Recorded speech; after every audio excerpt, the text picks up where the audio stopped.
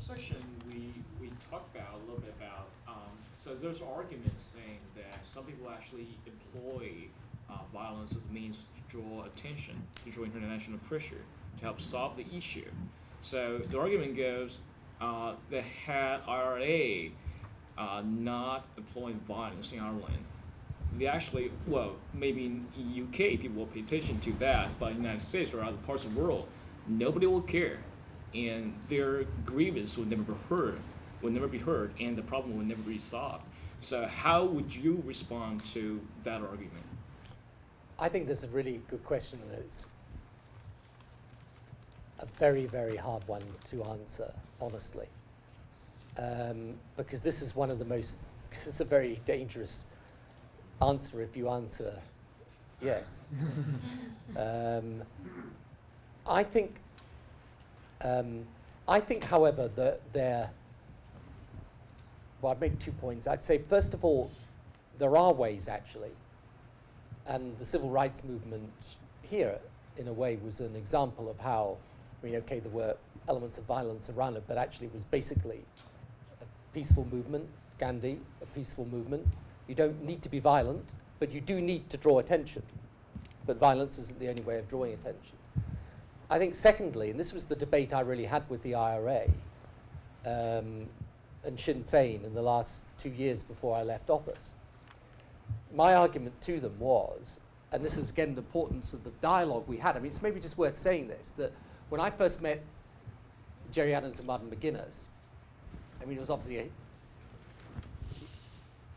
huge thing for me to meet them and so on. And I remember there's a major question as to whether I would shake hands with them or not. And I met them, and I did shake hands with them, right? And then later that day, I went to visit a unionist area, and the whole lot of what looked to be very respectable kind of grannies sort of hanging around doing the shopping and everything as I went into this sort of shopping precinct, and they suddenly morphed into these screaming, shouting, bawling grannies who were waving rubber gloves at me. And I'm sorry, I was I got up very early, I was so sort of tired, I was completely, I couldn't get the rubber gloves thing at all. I kind of thought maybe they'd been doing the washing up and just come out quickly or something. And then someone said to me, no, it's because you were shaking hands with Gerry Adams. You should have been wearing rubber gloves because he was such an evil person, you mustn't have been shaking hands with him. So there was this, anyway, there was this, that's what it gets into in Northern Ireland. And there's this, this whole business, though, about meeting them and being able to talk to them allowed me over time to establish a relationship where we started to have a real debate.